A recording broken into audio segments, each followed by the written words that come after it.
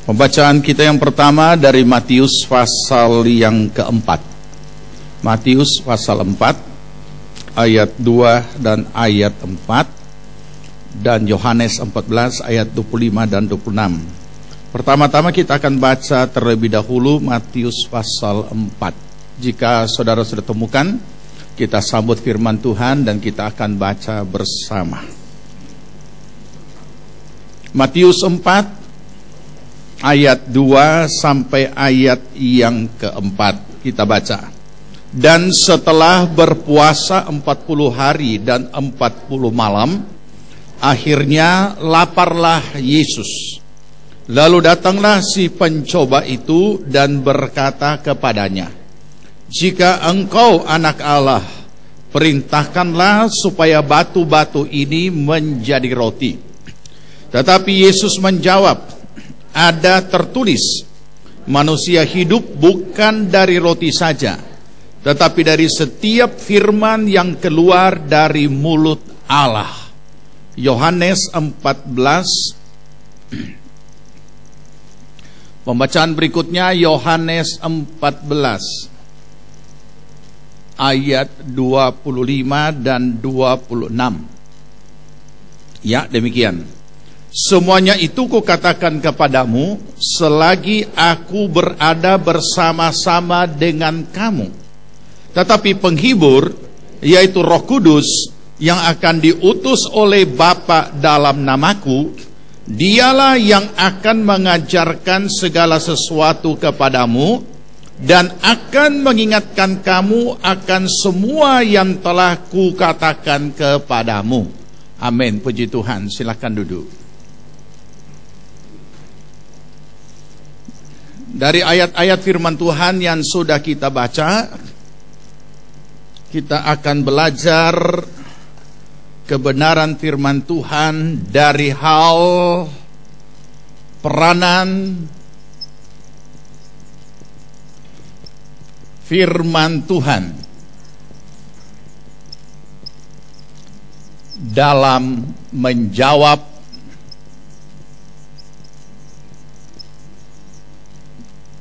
realita hidup.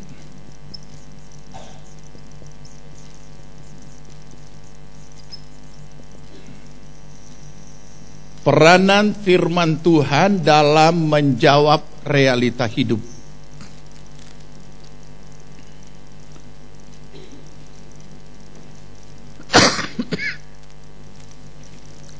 Saudara, kita semua tahu kita sedang hidup di dunia situasi kondisi yang bagaimana saat ini. Baik secara sosial budaya, baik secara politik, baik secara ekonomi, baik secara geografi, dan di dalam segala sesuatu dunia sedang digoncang-gancing keberadaannya. Manusia semakin khawatir, semakin bingung, semakin bimbang, dan dalam situasi kondisi yang seperti ini mereka mencari solusi. Dari solusi yang paling dapat diterima dengan akal pikiran sehat sampai kepada yang tidak masuk akal. Dari cara yang halal sampai kepada menghalalkan segala cara, itu ditempuh. Jadi itu sebabnya berbagai macam berita dari goncang-gancing dunia ini kita dengarkan setiap hari. Sosial budaya berarti masyarakatnya, kehidupan hari-harinya, hal-hal yang biasa menjadi hal yang luar biasa. Dalam arti kata, hal-hal yang tidak lumrah pun juga terjadi dalam berbagai bentuknya dalam kehidupan sosial budaya. Hal-hal yang tidak lazim dan belum pernah kita dengar, kita lihat itu sedang terjadi di mana-mana. Di dalam hal geografi, berbagai macam bentuk bencana yang tak diduga-duga sebelumnya. Bahkan masih 1 tahun akan terjadi di kota Palu, sudah heboh di mana-mana. Dan orang dari sana sini bertanya, ada apa di Palu? Ada apa di Palu? Tidak ada apa-apa di Palu. Yang saya cuma tahu nanti pada bulan tertentu tahun depan ada gerhana matahari total. Rupanya itu sudah menggemparkan 2016. Tetapi apa yang kita dengar, apa yang kita saksikan dengan segala macam bentuk bencana sedang terjadi di mana-mana. Kemerosotan ekonomi juga merajalela di mana-mana. Situasi politik juga merajalela di mana-mana. Situasi kondisi keagamaan di dunia juga tidak sulit untuk dapat diterima akal sehat, apalagi diterima secara kebenaran kitab-kitab suci.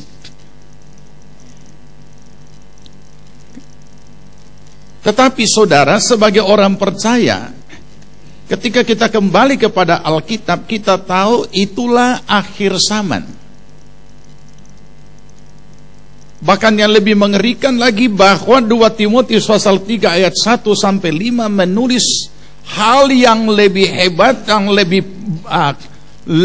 lebih sangat kacau, yang justru akan menimpa orang-orang percaya.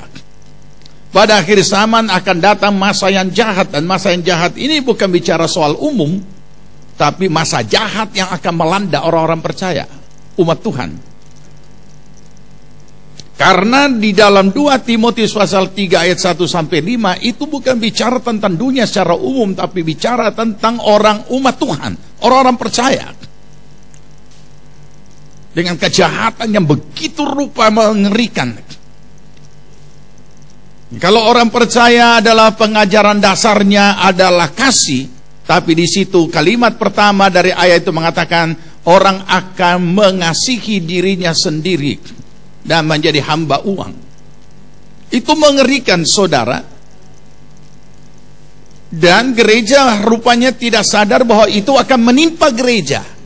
Bukan cuma menimpa manusia pada umumnya, menimpa gereja berarti menimpa anggotanya, menimpa orang-orang yang ada di dalamnya dengan sifat-sifat kehidupan yang seperti itu. Jadi makanya seringkali saya katakan bahwa jangan menilai kualitas iman seseorang hanya dari kegiatan rohaninya.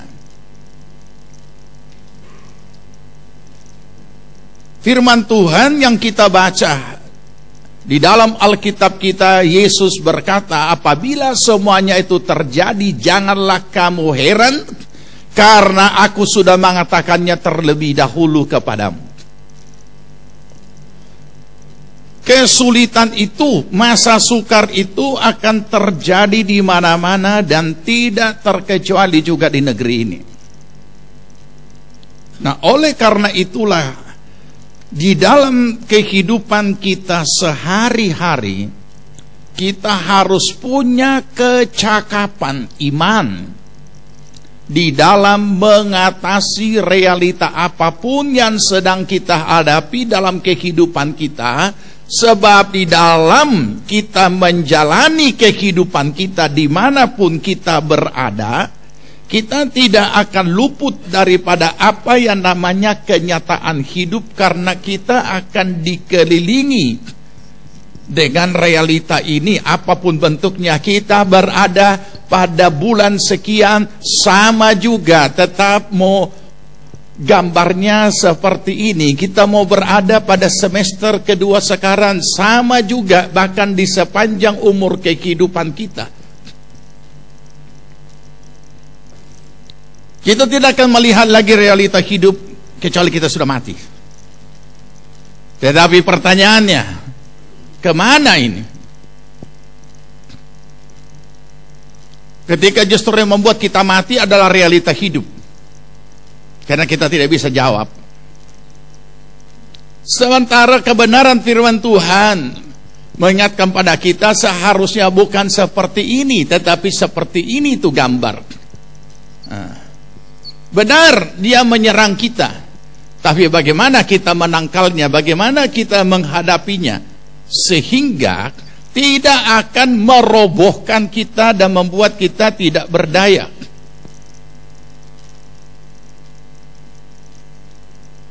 Yang kita dengar keluhan di sana sini adalah sudah mulai nyanyian negatif. Padahal kita harus dilatih untuk menghadapi apapun yang paling negatif.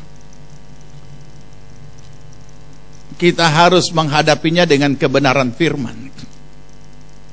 Bukan juga hanya dengan sekedar pikiran positif seperti yang sedang ditanamkan oleh para motivator-motivator. Motivator-motivator ini coba yang sedang terjadi dan melatih para karyawan, staf, pimpinan perusahaan-perusahaan untuk membangkitkan, menyegarkan jiwa mereka, membangkitkan semangat mereka, memberikan harapan dan untuk optimis dan berpikir positif. Saudara sekalian, itu tidak bisa hanya dijawab dengan cara seperti itu. Walaupun itu ada hal yang penting untuk kita ketahui. Karena itu hanya menyegarkan jiwa sejenak. Tapi jiwa ini tidak dapat, unsur jiwani tidak sanggup untuk menghandle semua problem hidup. Itu sebabnya mengapa berbulan-bulan kita belajar kebenaran firman Tuhan. Kebenaran firman Tuhan tentang hidup. Memiliki pengalaman hidup bersama Roh Kudus. Sebab ketika seorang percaya, khususnya bagi mereka yang sudah dipenuhi dengan Roh Kudus lewat baptisan Roh Kudus, dan dikatakan Roh Kudus itu tinggal di dalam dirinya, tinggal dalam diri kita, alangkah bodohnya kita ketika Roh Kudus yang sudah ada di dalam diri kita justru tidak berfungsi dan tidak berperan sebagaimana seharusnya. Dan kita masih tetap mau hidup sebagai manusia lahiriah yang memang sudah diformat dengan unsur jiwa yang menghandle semua kehidupan. Sementara Tuhan menetapkan bahwa sesudah kita lahir baru, kita harus hidup oleh roh, bukan lagi oleh jiwani. Hidup oleh roh bukan berarti baspok. Hidup oleh roh bukan berarti tunggu nanti ada penglihatan, atau ada suara, atau ada nubuatan, bukan. Tapi bagaimana peranan Roh Kudus dalam hati dan tinggal dalam diri kita, itu bekerja dan menguasai, dan kita takluk kepadanya, dan kita menjalani hidup kita sesuai dengan pimpinannya. Baik, kita baca dulu Galatia sebelum saya lanjut. Tuhan ingatkan.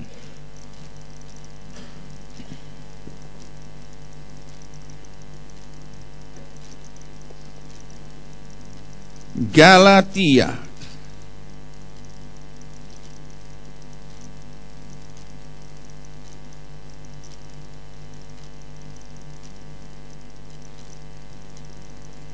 pasal 5. Galatia pasal 5.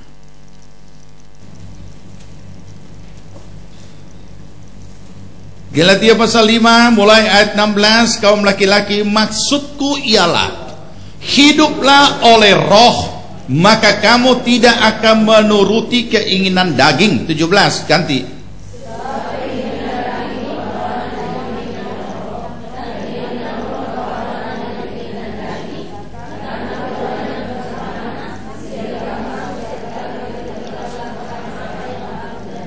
Akan tetapi jikalau kamu memberi dirimu dipimpin oleh roh, maka kamu tidak hidup di bawah hukum Taurat. Selanjutnya ayat 19 dan beberapa ayat berikutnya, daftar perbuatan daging yang dikerjakan sehari-hari oleh manusia daging, manusia lahiria yang dikendalikan dan yang menghandle hidupnya oleh faktor jiwani kita, pikiran sendiri, kehendak sendiri, dan perasaan sendiri. Tetapi bagaimana mereka yang mempersilakan Roh Kudus berperan dan menuntun hidupnya dan memimpin hidupnya, dan dia hidup oleh Roh di alam nyata, bukan baspok. Ayat 22, ini hasilnya. Baca sama-sama. Tetapi buah Roh ialah kasih, sukacita, damai sejahtera, kesabaran, kemurahan, kebaikan, kesetiaan, kelemah lembutan, penguasaan diri. Tidak ada hukum yang menentang hal-hal itu. Pertanyaannya, ini malaikat atau manusia? Manusia. Manusia apa? Manusia lahiriah. Tapi orang percaya, anak-anak Tuhan, orang-orang yang selain dibaptis Roh Kudus, mereka juga hidup dipimpin oleh Roh Kudus. Ada unsur-unsur baspok di sini? Tidak ada. Ada unsur-unsur ngeroh? Juga tidak ada. Biasa-biasa saja. Tetapi kita melihat keadaan yang seperti demikian ini. Nah, saudara, kembali kepada situasi, kondisi atau realita hidup yang ada di sekitar kita, di dalam kehidupan kita sebagai orang percaya, yang setiap hari dihadapi oleh setiap orang dan semua orang secara menyeluruh, dan dunia ini. Jadi itu sebabnya setiap orang cari solusi. Kalau itu hal pribadi, setiap keluarga akan cari solusi. Kalau itu suatu realita yang menimpa suatu keluarga atau satu negeri atau satu bangsa, semakin luas dan semakin luas. Nah, saudara yang dikasihi Tuhan, mari kita lihat lebih lanjut apa yang firman Allah katakan yang sudah kita baca tadi.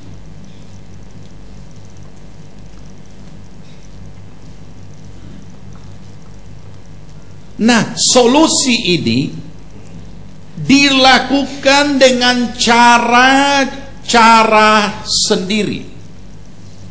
Bagaimana mengatasinya? Dengan tidak banyak berkomentar, saudara dan saya bisa mendengar, merasakan, melihat apakah benar solusi itu sudah terjadi.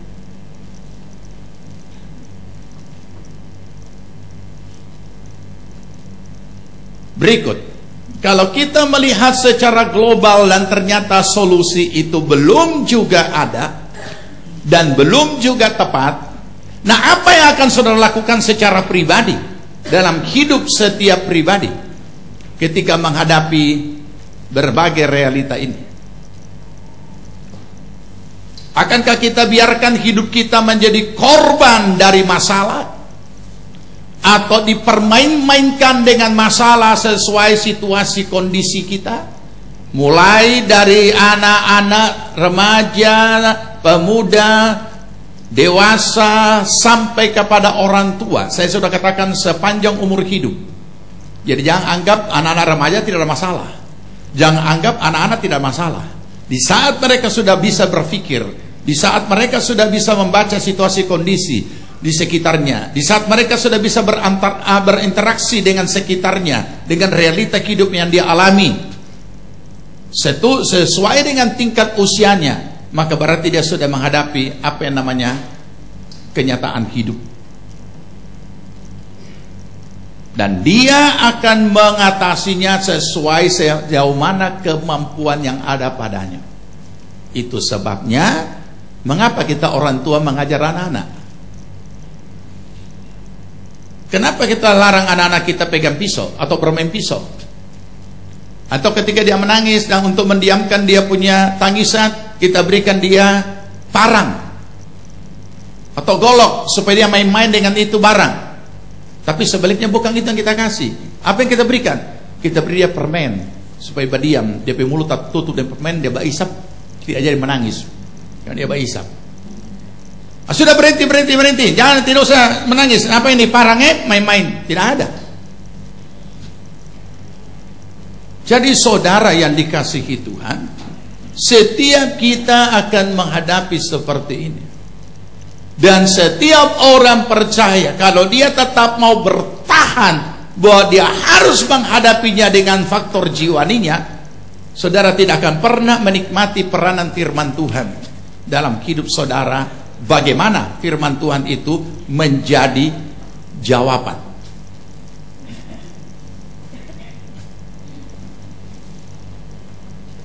Kenapa di gereja ini ada pemuridan atau belajar firman? Supaya setiap pribadi sudah memahami segala hal tentang dirinya sebagai orang percaya, didasari atas kebenaran firman, dan kebenaran firman yang dimilikinya itu untuk menjawab setiap apa yang dia hadapi.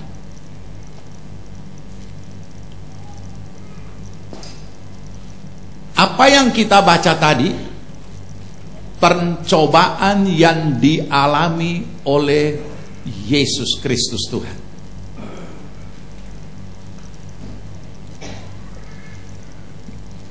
Begitu dia selesai dibaptis, dan pada saat dibaptis Roh Kudus turun atasnya, dan ada pengakuan statement dari Bapa di sorga, inilah anakku yang kukasihi, kepadanya lah aku berkenan.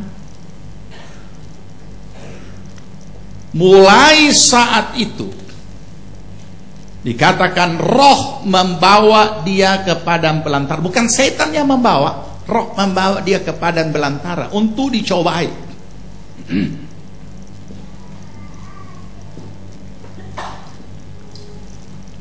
Dia berpuasa, di sana ditulis berpuasa 40 hari dan 40 malam. Dan Alkitab menulis, maka laparlah Yesus. Ini kondisi real di alam nyata. Tidak ada orang yang berpuasa tambah lama tambah kenyang. Tidak ada. Jadi Alkitab dengan jujur berkata, maka laparlah Yesus. Jadi jangan ada guru sekolah minggu yang berkata dan mengajar anak-anak, Tuhan Yesus jagoanku, dia puasa 40 hari 40 malam, tapi dia tidak lapar. Alkitab tulis dia lapar, bro, jangan salah ajar ya.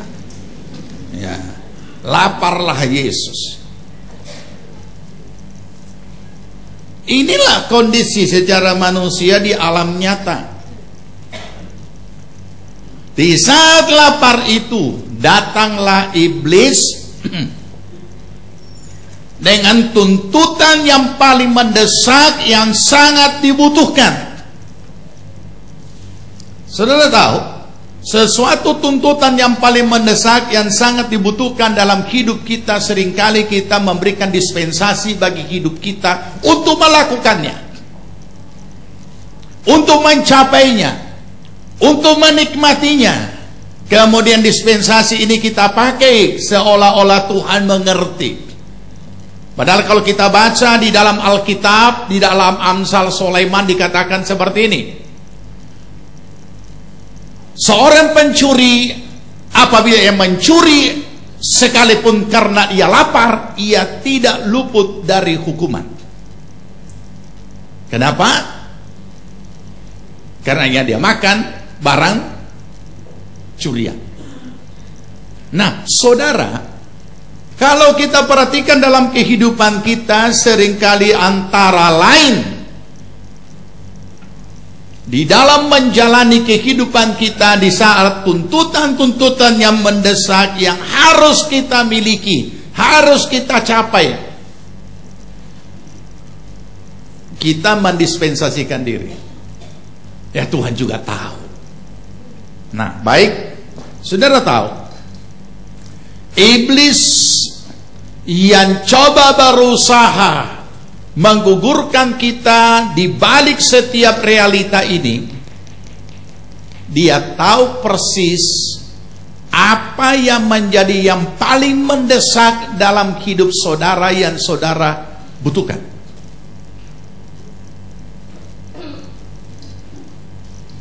Iblis tidak hanya menyerang membabi buta, tidak. Di dalam iblis menggugur, di dalam iblis mau menggugurkan kita dengan berbagai macam cara. Ia tidak hanya asal menyerang. Kenapa Yesus tidak dibawa dulu ke pembungan bait Allah? Serangan yang pertama. Tapi serangan yang pertama, pencobaan yang pertama adalah soal makan dan minum. Saking laparnya dengan kemampuan supranatural yang dimiliki, ia boleh merubah batu jadi roti. Dan iblis tahu bahwa itu Yesus bisa lakukan. Dan itu sangat mudah dilakukan. Hanya mengucapkan beberapa kata saja, bahkan mungkin hanya satu kalimat. Sangat mudah, sangat mudah.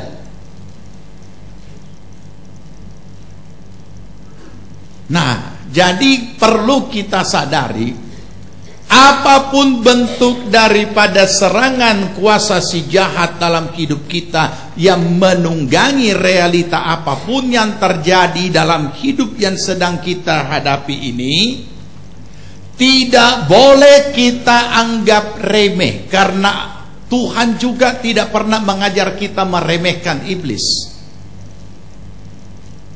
Saya ulangi, iblis tidak hanya sekedar sambil lalu menyerang, tidak. Ia tahu persis apa yang paling kita butuhkan. Dia tahu persis apa yang paling mendesak dalam hidup kita. Di situ dia masuk. Di situ dia menyerang, karena dia tahu bahwa yang paling mendesak untuk sesuatu dalam hidup ini, manusia sering memberikan dispensasi pada dirinya, sehingga disitulah dia terobos. Memang ini tidak mudah, saudara.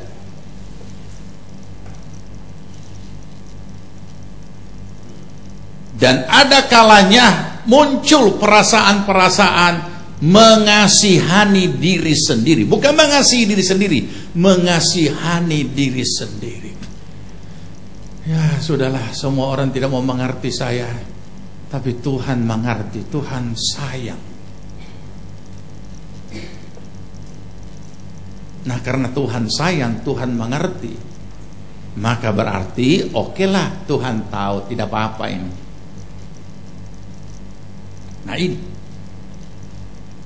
jika engkau anak Allah, jadikan batu ini menjadi roti. Jawaban yang sungguh mengejutkan yang Yesus katakan, kiranya ini menjadi berkat bagi kita untuk kita menemukan jawaban dari kebenaran firman yang sedang kita pelajari pada pagi hari. Yesus berkata, ada tertulis, manusia hidup bukan dari roti saja, tapi dari setiap firman yang keluar dari mulut Allah. Ada tertulis. Bagi orang yang belajar hukum, dia mengerti persis apa kata ada tertulis. Kata ada tertulis berarti ada bukti otentik.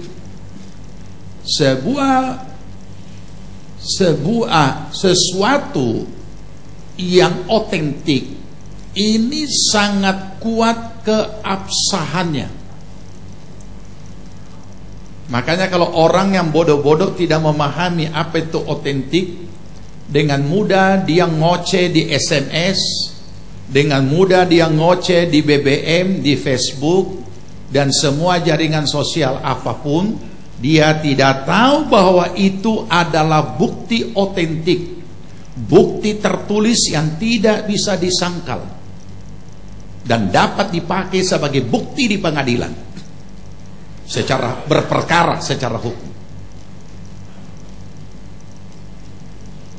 Kalau orang hanya asal ngomong, dia bisa menyangkal. Asal ngomong kan, hilang di udara, tidak ada buktinya secara tertulis. Tapi sekarang saudara ngomong pun sementara nelpon, saudara ngomong juga bisa dijadikan secara tertulis karena semuanya terekam di provider tersebut. Begitu ada perbuatan-perbuatan hukum yang berwajib atau yang berwenang, punya kewenangan untuk minta rekaman pembicaraan. Kemudian itu ditulis apa pembicaraan yang ada. Saudara, ini menandakan betapa kuatnya kebenaran firman Tuhan itu. Kalau Tuhan berfirman, firman Allah bukan hanya sekedar tulisan. Firman Allah bukan hanya sekedar pengetahuan, sekalipun memang perlu kita tahu dulu. Firman Tuhan bukan hanya sekedar bacaan. Walaupun sangat disayangkan banyak orang tidak suka baca Alkitab, padahal segala macam, kalau kita penggemar membaca buku, segala macam bentuk kisah ada di situ. Ada kisah, ada kalau itu difilmkan, ada film action di situ, ada film roman di situ, ada macam-macam, ada peristiwa segala membuat kita kaya dengan segala apa yang namanya realita hidup. Firman Allah adalah firman yang keluar dari mulut Allah. Dikatakan di sini ada tertulis manusia hidup bukan dari roti saja, tetapi dari setiap firman yang keluar dari mulut Allah. Saudara, statement ini memang akan sangat sulit diterima secara umum bagi mereka yang belum mengalaminya. Apa sebab? Sebab firman Tuhan dikatakan melebihi sekedar makanan sehari-hari. Sedangkan manusia hidup, memang manusia hidup bukan untuk makan. Dia makan supaya bisa hidup. Walaupun manusia hidup bukan untuk makan, tapi secara fisik dia tidak bisa hidup tanpa makan lebih dari 40 hari. Saya sementara di mobil di Surabaya mendengarkan konseling yang dilakukan oleh salah satu radio rohani tentang kesehatan. Jadi ada seorang dokter ahli yang dipakai oleh radio itu untuk menjawab pertanyaan-pertanyaan anak-anak Tuhan atau masyarakat tentang kesehatan. Dan dia berkata seperti ini, setiap orang bisa tahan tidak makan 40 malam, 40 hari. Semua orang bisa. Tapi harus minum. Lewat dari itu tidak bisa. Jadi berarti memang benar kehidupan setiap manusia tidak dapat dipisahkan dengan soal makan dan minum untuk fisiknya. Jadi ketika dikatakan bahwa manusia hidup bukan hanya dari roti, melainkan dari firman Allah, Itu jawaban yang tidak diduga-duga.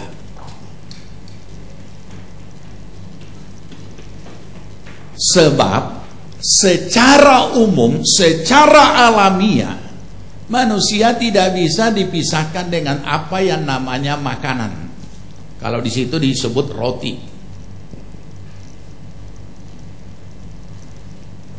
Dan ini sudah menjadi filosofi hidup hari-hari pada semua orang. Dan saya tidak mengharapkan itu ada pada anak Tuhan. Apa itu filosofinya? Ya, kita orang kerja cuma cari makan. Jadi bagaimana penghasilan? Ya, cuma cukup makan. Itu untuk orang di luar sana. Tuhan tidak merencanakan umatnya itu hanya sekedar cukup makan. Tuhan juga tidak merencanakan saudara kerja banting tulang hanya untuk sekedar cukup makan. Tidak. Karena yang Tuhan tetapkan dalam kehidupan orang percaya umatnya, hidup yang berkelimpahan. Bukan secukupnya, bukan. Lebih dari cukup. Berkelimpahan itu lebih dari cukup. Tapi itu tidak terjadi dengan sendirinya. Ada bagian kita bekerja dengan tekun. Bagiannya Tuhan memberkati dan membuat berhasil apa yang saudara kerjakan. Tapi kalau kita tidak bekerja, tidak ada. Nah, kembali kepada kebenaran hari-hari.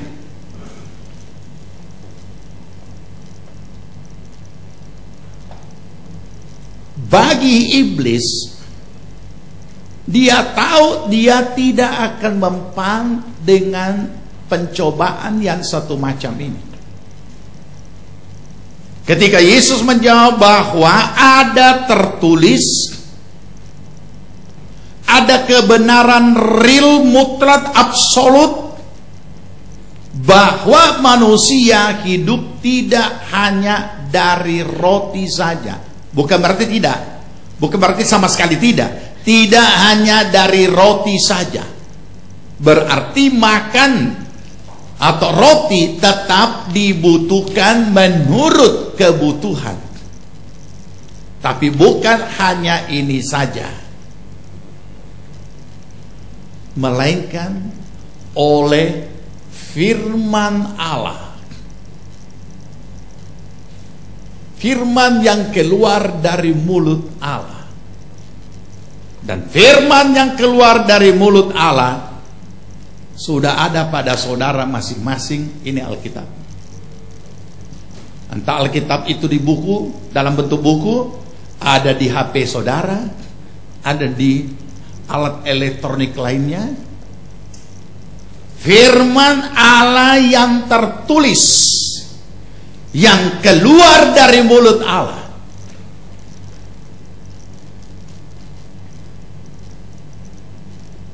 itu ketergantungan hidup orang percaya itu adalah firman Allah. Perhatikan saudara, kebutuhan roti dan kebutuhan roti hidup. Atau mungkin kalau istilahkan lebih ekstrim, kebutuhan roti mati dan roti hidup. Apa itu roti mati? Ya, habis makan dibuang di jambang, ya kan? Cuma singgah sebentar. Dan roti hidup, makanan jasmani untuk fisik, makanan untuk fisik, dan makanan untuk roh, yaitu firman. Mari kita lihat di sini satu perbandingan. Apabila ini terjadi hal-hal yang tidak sepantasnya, apa yang akan terjadi dalam kehidupan seseorang ketika fisiknya terjamin dengan roti hari-hari ini tanpa firman?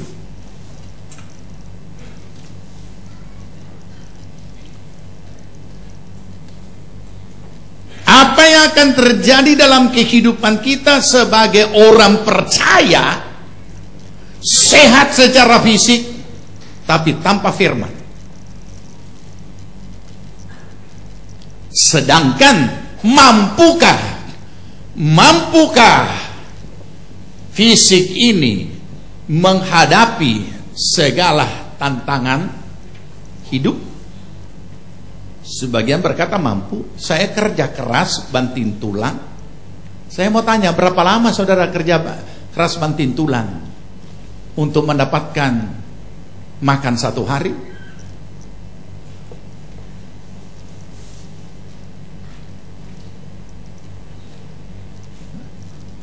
Sedangkan yang menghadapi kehidupan ini dari segala serangan realita bukan hanya sekedar fisik. Fisik bertindak, fisik melakukan, tubuh ini hanya bergerak atas perintah jiwani. Jangan lupa.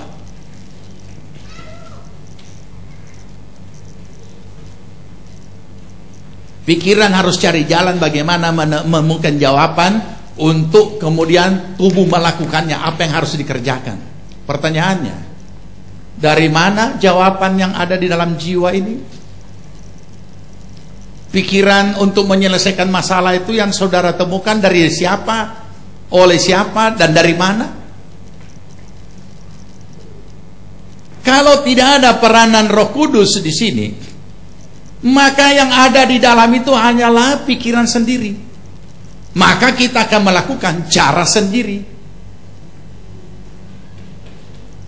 Dan begitu kita melakukan dengan cara sendiri, tidak menjawab, maka situasi kondisi menguasai kita, maka perasaan kita pun juga mulai tertekan.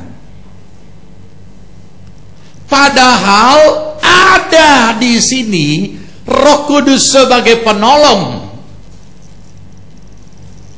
Yang dikatakan, yang sudah kita baca tadi, mengingatkan firman Allah yang sudah dikatakan kepada kita. Mengapa itu lewat begitu saja? Baca ulang Yohanes 16.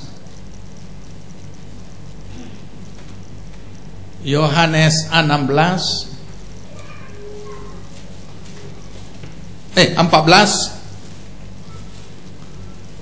Yohanes 14 ayat 25 dan 26. Ya, semuanya itu kukatakan kepadamu selagi aku bersama-sama dengan kamu.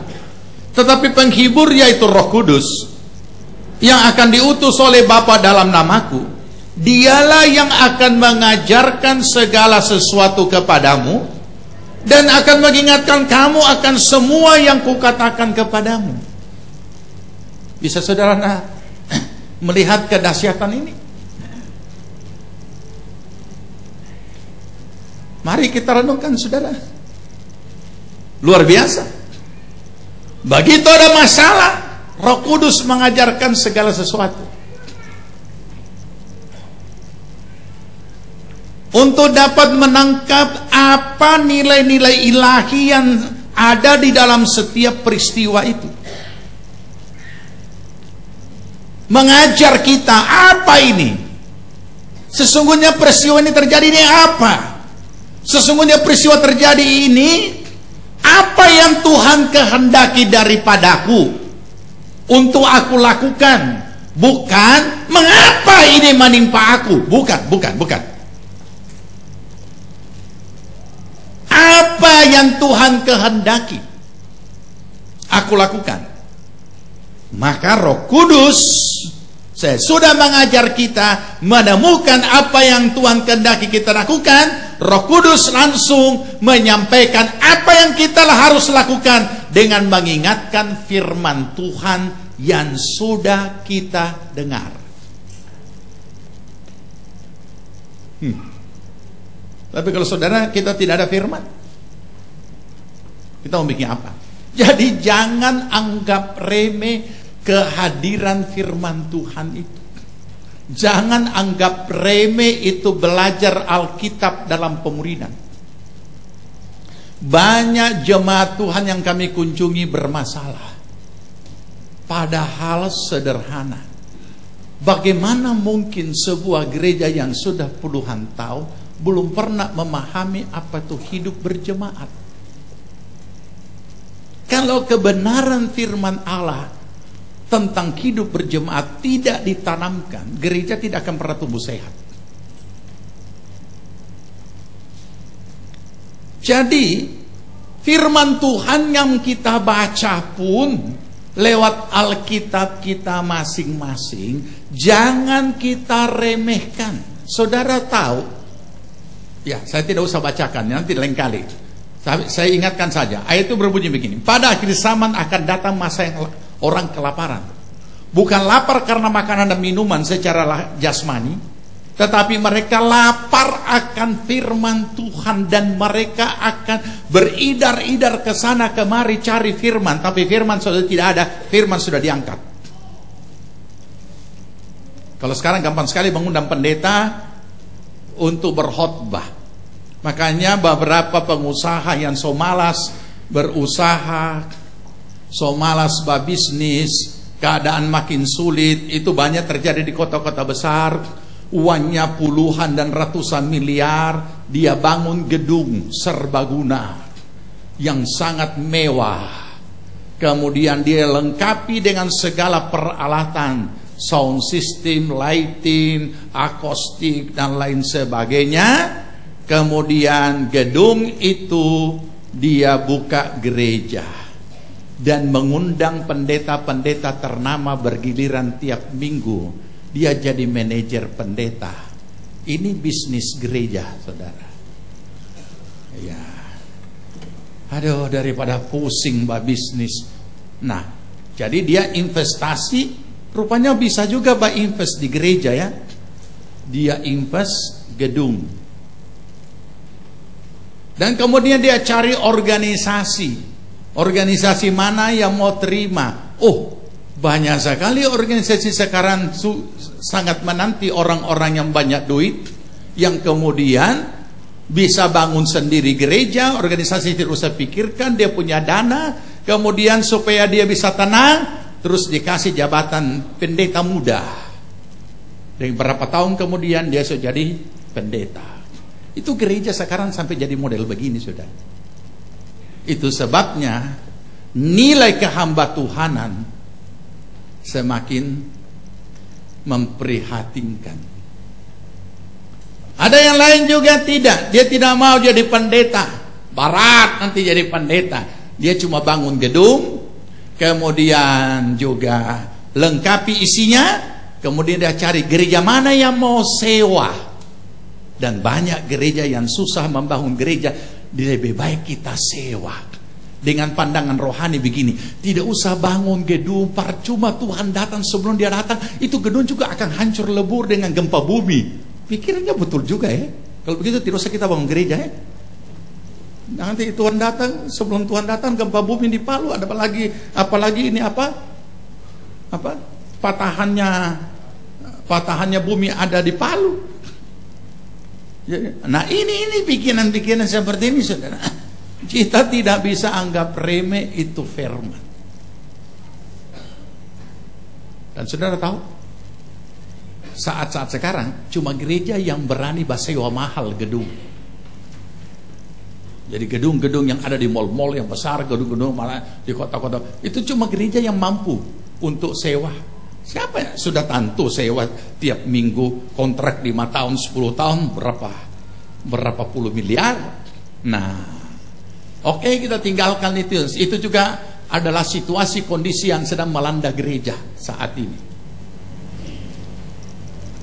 So, tidak tahu menjawab bagaimana tentang tantangan-tantangan hidup.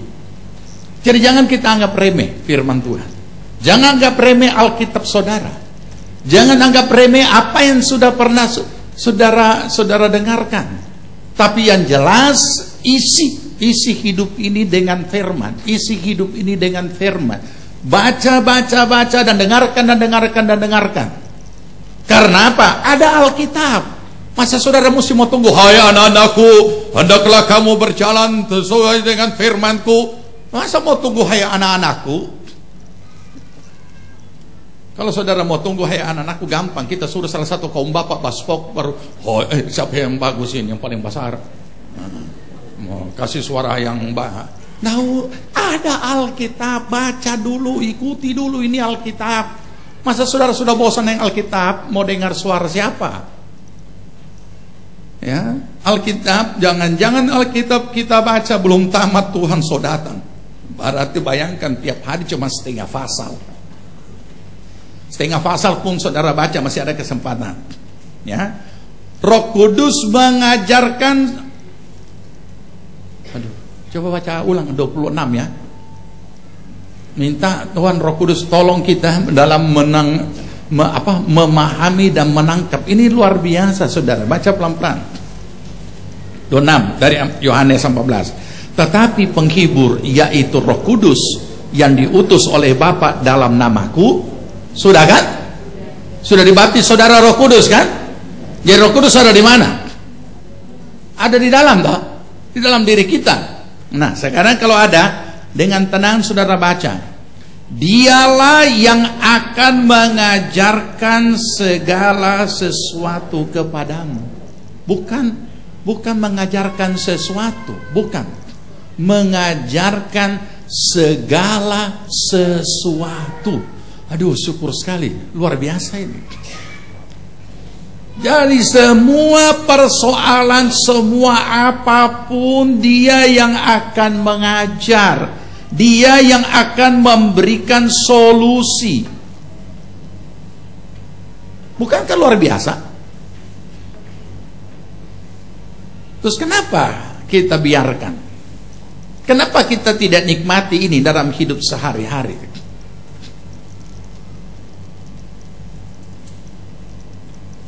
Terus 2, 3. Lanjut. Dan dialah yang akan mengingatkan kamu akan semua yang telah kukatakan kepadamu. Saudara berkata, saya tidak bisa ingat semua. Ya, tetapi satu saat semua yang sudah masuk itu Roh Kudus akan munculkan untuk mengingatkan kita sebagai langkah-langkah yang harus kita lakukan di dalam kita menghadapi masalah.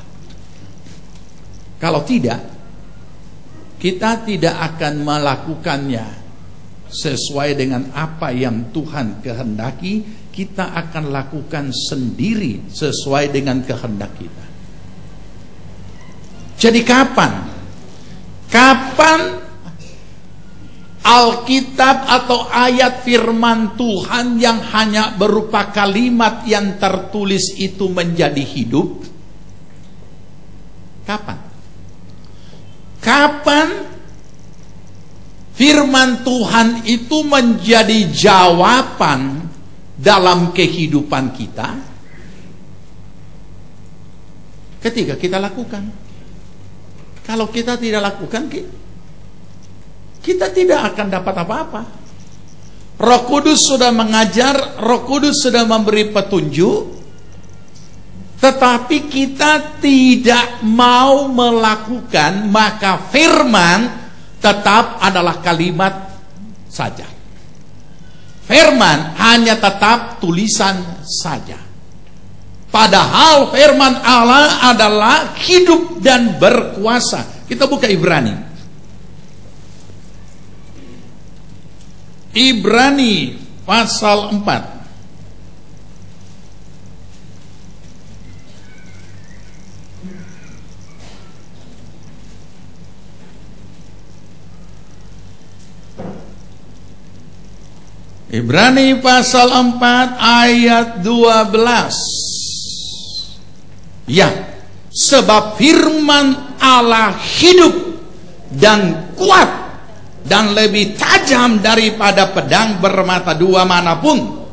Ia menusuk amat dalam sampai memisahkan jiwa dan roh, sendi-sendi dan sumsum. Ia sanggup membedakan pertimbangan dan pikiran hati kita.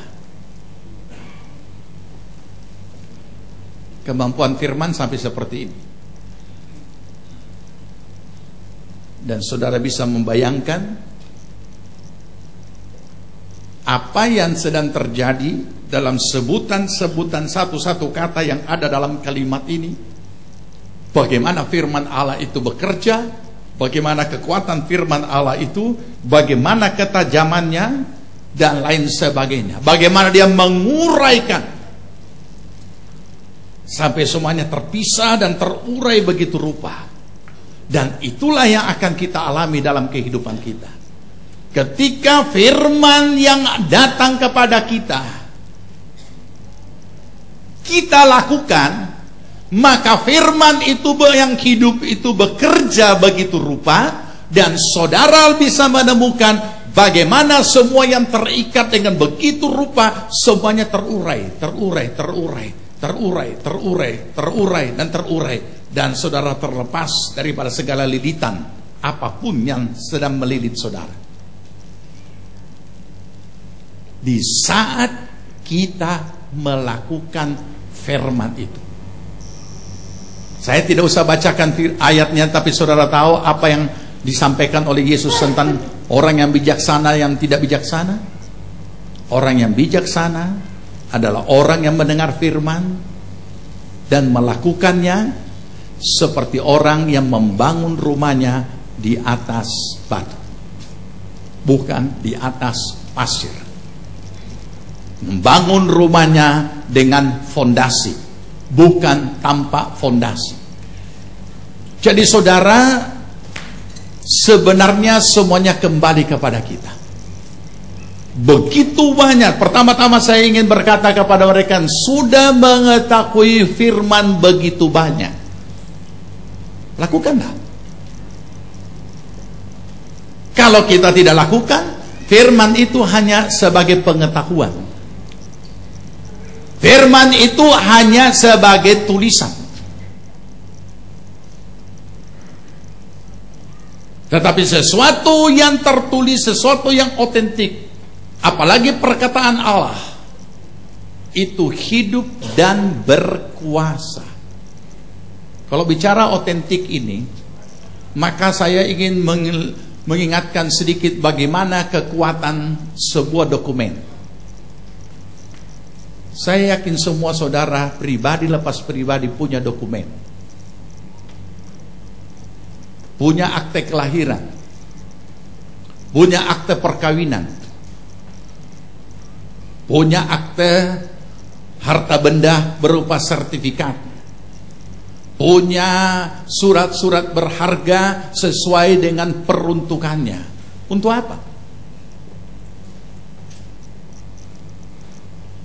Sebab pada dokumen-dokumen tersebut ada kekuatan hukum yang dapat dipakai untuk suatu perbuatan hukum. Tanpa itu semuanya tidak ada apa-apa. Saudara boleh punya rumah yang bagus di atas tanah yang mahal, tetapi jika tidak ada dokumen, tidak ada hak kepemilikan, maka itu bukan saudara punya. Saudara boleh punya mobil yang bagus, mobil yang harga 1M sampai 5M, mobil-mobil mewah, tetapi tanpa dokumen. Suatu saat saudara ditangkap di jalan dan dianggap mobil curian.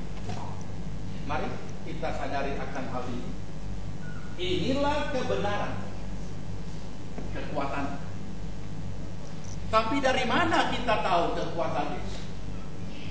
Kapan kita tahu bahwa itu ada punya kekuatan yang begitu rupa?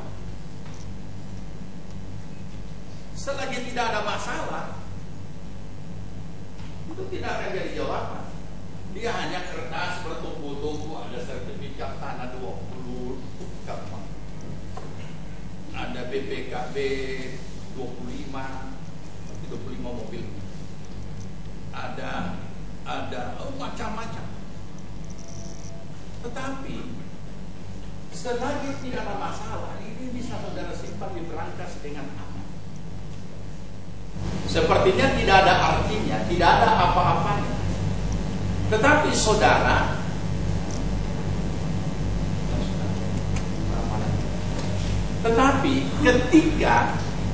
ketika saudara menghadapi masalah menyangkut kepemilikan ini, maka kemudian ini muncul. Ini dokumen saya, ini sertifikat saya, ini BPKB saya, bukan STNK. Banyak orang menganggap STNK itu cuma surat nomor kendaraan. STNK tidak bisa dipakai untuk perbuatan hukum. Buku pemilik kendaraan bermotor, ya, BPKB. Makanya kalau saudara beli sepeda motor tidak dikasih sama saudara kalau belum lunas, ya. Betul. Aduh, benar sekalian Pak kredit ini, ya. Benar sekalian Pak jawab. Kenapa? Yang mana yang saudara dikasih? Cuma STNK supaya tidak ditangkap di jalan, ada surat kendaraan bermotor.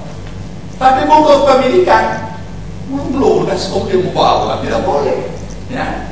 Nah, kekuatannya bisa dirasakan dan manfaatnya bisa dialami ketika ada masalah.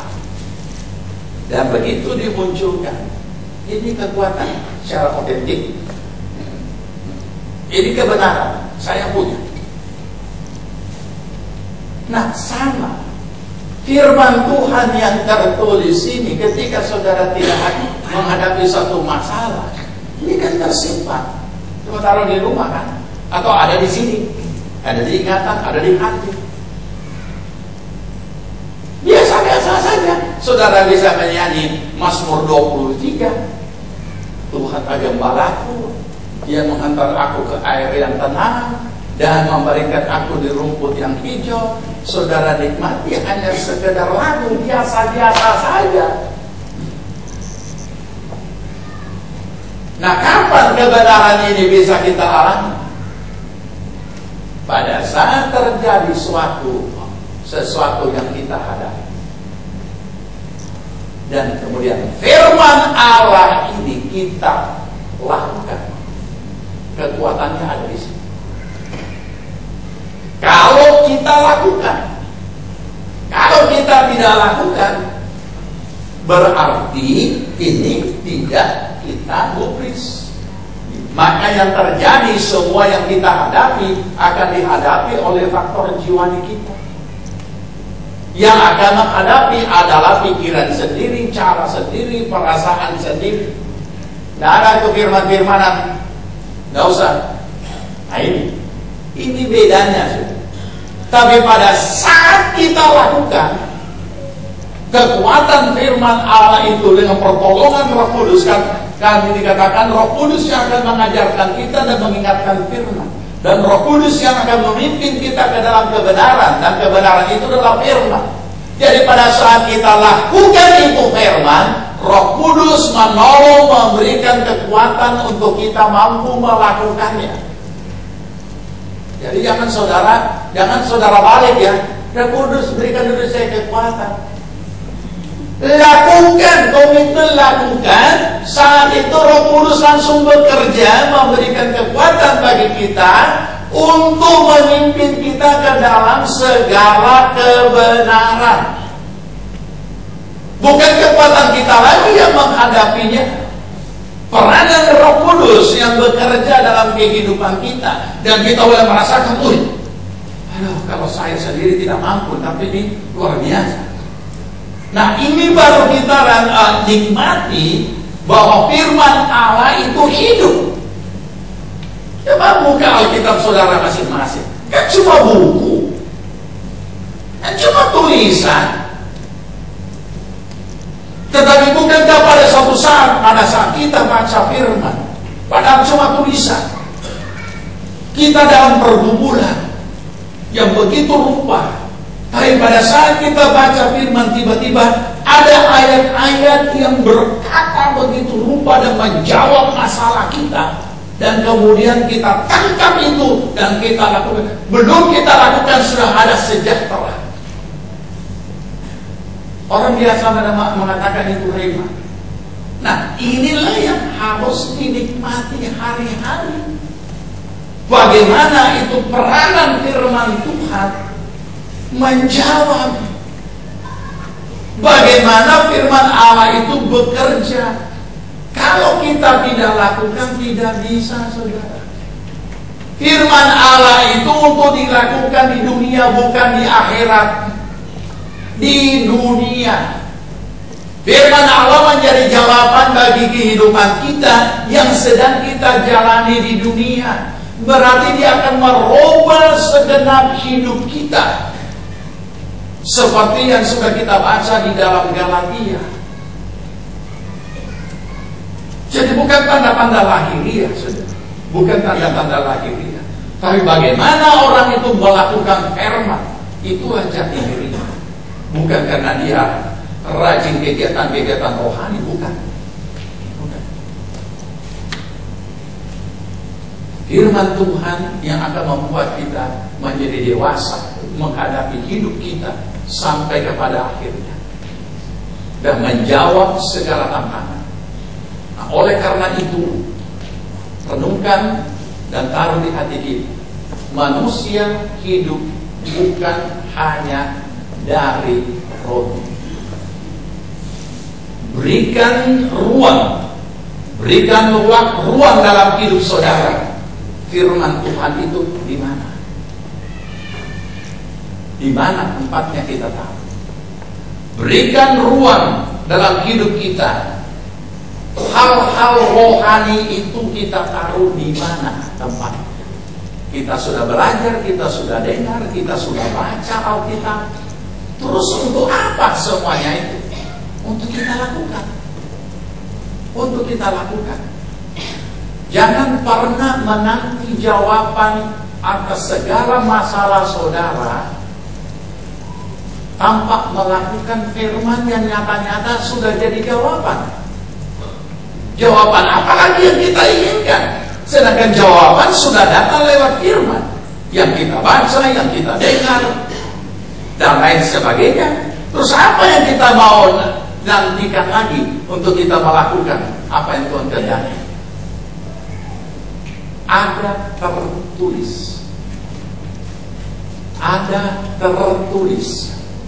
Ada Alkitab saudara. Ada firman Allah. Dan jika ada tertulis, itulah yang akan terlaksana saat kita lakukan. Saya akan akhiri dengan membaca Yesaya 55. Mari kita baca.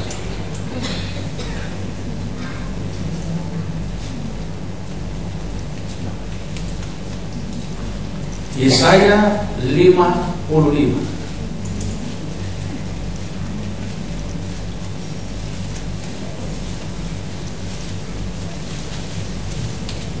Ayat 10 dan ayat yang ke-11. Ayat 10, sebab seperti hujan dan salju turun dari langit dan tidak kembali ke langit atau tidak kembali ke situ, melainkan mengairi bumi, membuatnya subur dan menumbuhkan tumbuh-tumbuhan, memberikan benih kepada penabur dan roti kepada yang mau makan. Demikianlah firman-Ku yang keluar dari mulutku. Ia tidak akan kembali kepadaku dengan sia-sia, tapi ia akan melaksanakan apa yang Ku kehendaki dan akan berhasil dalam apa yang Kusuruhkan kepadanya. Tangkap ini, saudara. Ketika kita lakukan firman, maka firman itu akan terlaksana apa isinya dan akan berhasil dalam kehidupan kita. Kita berdoa, kita panggil berdiri.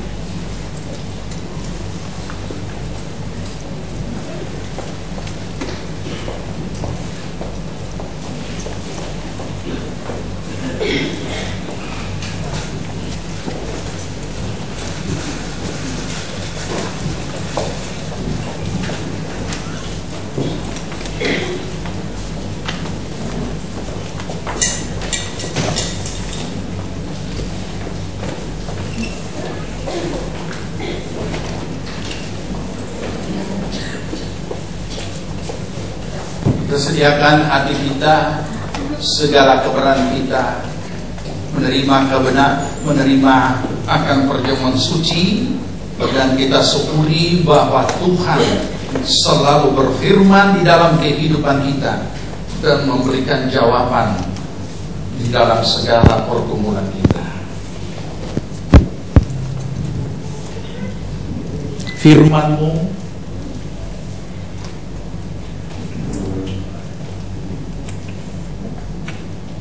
bagi pelita bagi kakiku dan sulu bagi jalanku. Firman-Mu pelita bagi kakiku, terang bagi jalanku. Firman-Mu pelita bagi kakiku, terang bagi jalanku. Waktu ku bimbang dan hilang jalanku, karena Kau di sisiku, dan takkan ku takut Kau di dekatku, besertaku selamanya. Firman-Mu Tuhan, Firman-Mu pelita bagi kakiku, terang bagi jalanku. Firman-Mu, dan kami undang pelayan perjamuan. Firman-Mu pelita bagi kakiku, terang bagi jalanmu. Firman-Mu, Firman-Mu pelita bagi kakiku, terang bagi jalanku. Saat ku bimbang, saat ku bimbang dan hilang jalanku, amin. Betapa Kau di sisiku, takkan ku takut asal Kau di dekatku, besertaku selamanya.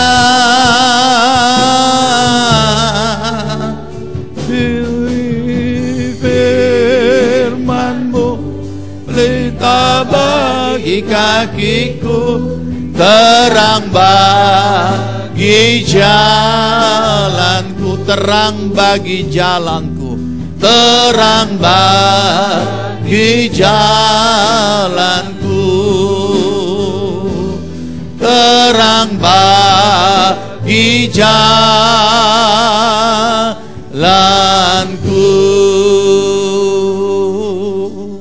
Terima kasih buat anugerah-Mu Bapa di sorga.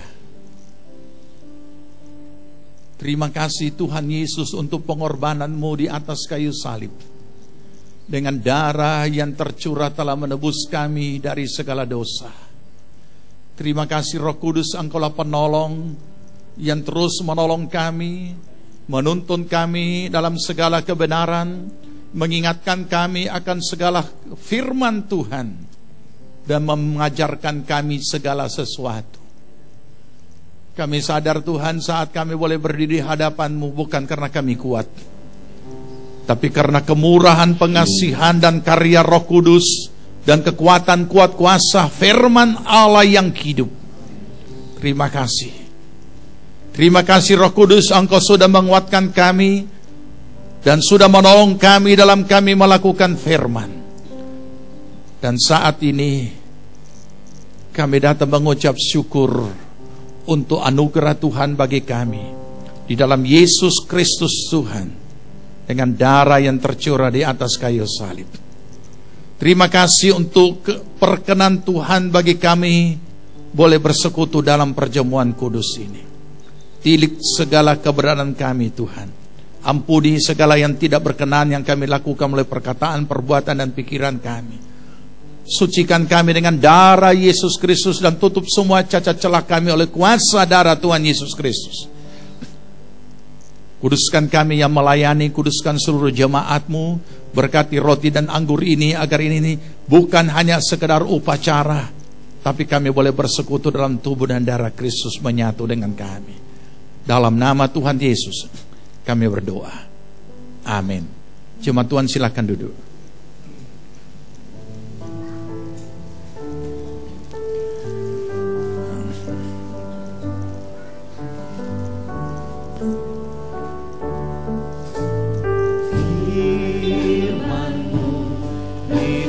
Bagi kakiku, terang bagi jalanku.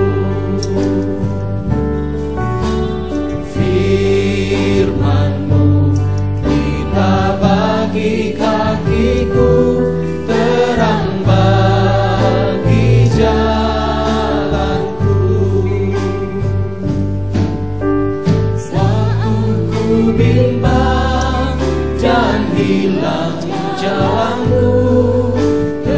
dan hilang jalanku, tetaplah Kau di sisiku, dan takkan ku takut asal Kau di dekatku, besertaku selamanya.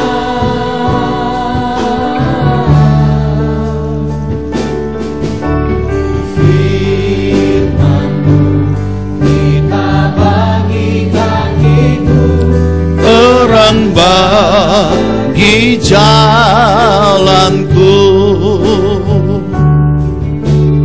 firman-Mu pelita bagi kakiku, terang bagi jalanku.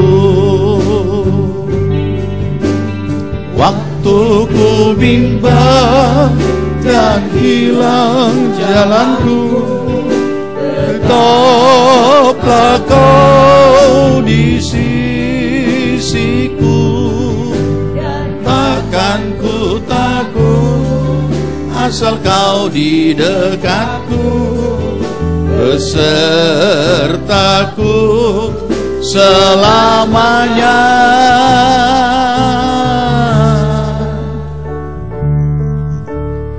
Firman-Mu pelita bagi kakiku, terang bagi jalanku. Firman-Mu pelita bagi kakiku, terang bagi jalanku. Tak ku bimbang dan hilang jalanku, tetaplah Kau di sisiku, takkan ku bimbang asal Kau di dekatku, besertaku. Mari sama-sama bangkit lamanya.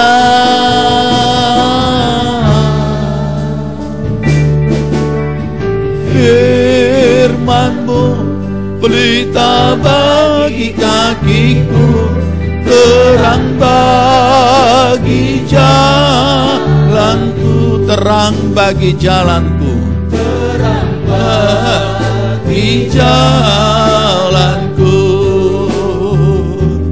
terang bagi jalanku.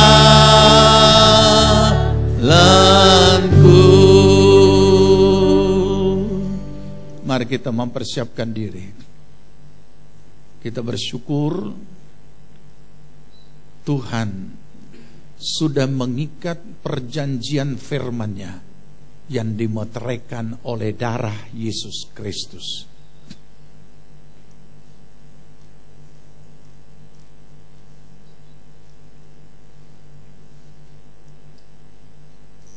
Barang siapa dengan cara yang tidak layak makan roti atau minum cawan Tuhan, ia berdosa terhadap tubuh dan darah Tuhan.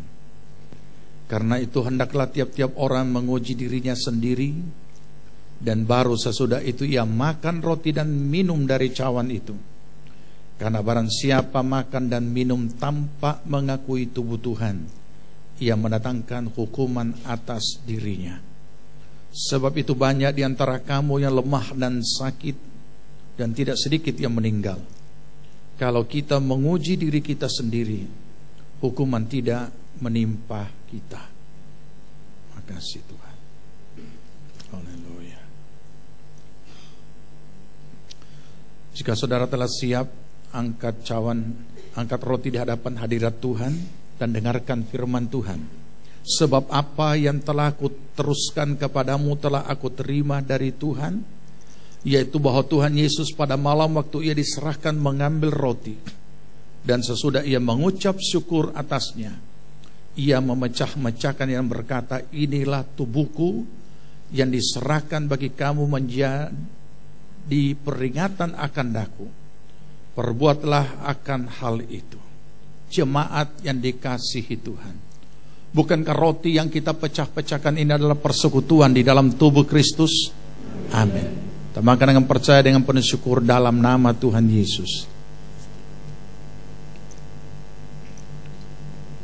Angkat cawan di hadapan hadiratnya dan dengarkan firman Tuhan.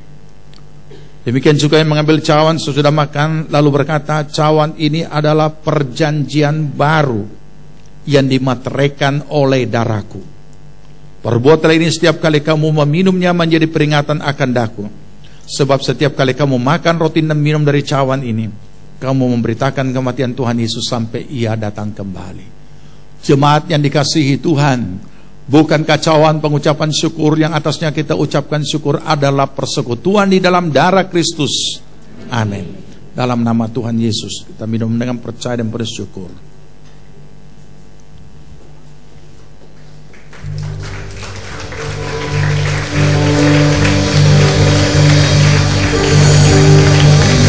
Haleluya. Haleluya Yesus. Syukur, kami bersyukur Tuhan. Syukur, haleluya. Haleluya. Syukur.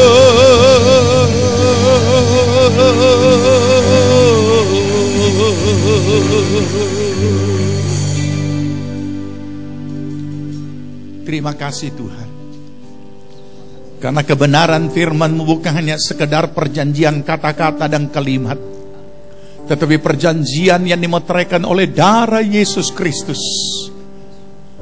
Terima kasih, Engkau sungguh mengasihi kami. Engkau memberikan jawaban atas apapun yang sedang kami alami dan hadapi. Kami mengucap syukur untuk Roh Kudus yang Engkau utus sebagai penolong, untuk menolong kami dalam menggumuli dan menghadapi apapun yang sedang kami hadapi saat ini. Terpujilah nama Tuhan. Berkati seluruh jemaat-Mu Tuhan, dengan pertolongan, perlindungan, pemeliharaan, dan kekuatan kuat kuasa Roh-Mu yang kudus, dan firman Allah yang hidup yang menjadi jawaban dalam kehidupan mereka sehari-hari. Terima kasih, kami mengucap syukur untuk lawatan-Mu. Kami mengucap syukur karena lawatan-Mu adalah jawaban bagi pergumulan kami. Roh Kudus berikan kemampuan untuk kami selalu melakukan kebenaran firman. Terpuji nama Tuhan. Terima kasih Tuhan.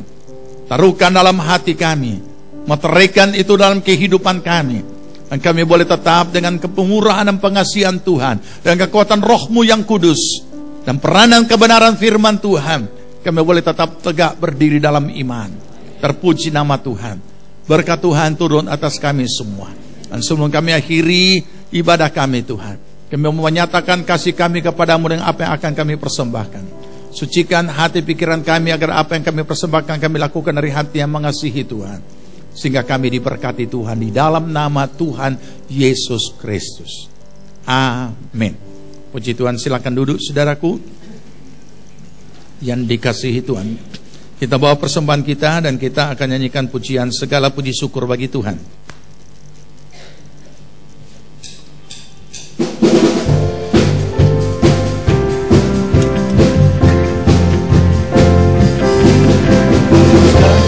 Segala puji syukur hanya bagi-Mu Tuhan, sebab Kau yang layak dipuja.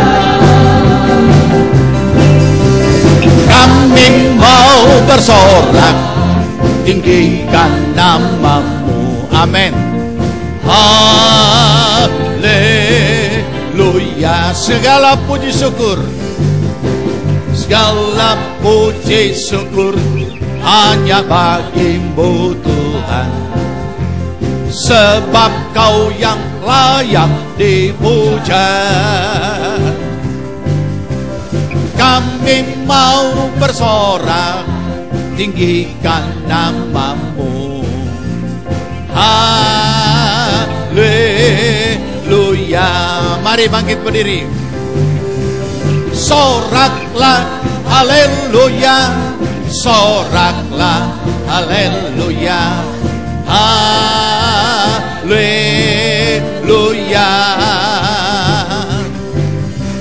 Soraklah, haleluya. Soraklah, haleluya. Haleluya. Haleluya. Haleluya. Haleluya. Haleluya. Haleluya. Haleluya. Jemaat yang dikasihi Tuhan, terimalah berkat damai sejahtera dari Tuhan Yesus Kristus. Kecintaan Allah Bapa dan dalam persekutuan Roh-Nya yang kudus adalah kiranya tinggal menyertai kita sekalian. Dibuatnya kita hidup bijaksana, sehingga berhasillah segala apa yang kita kerjakan sampai berkelimpahan dari sekarang sampai Tuhan Yesus datang kembali. Amin.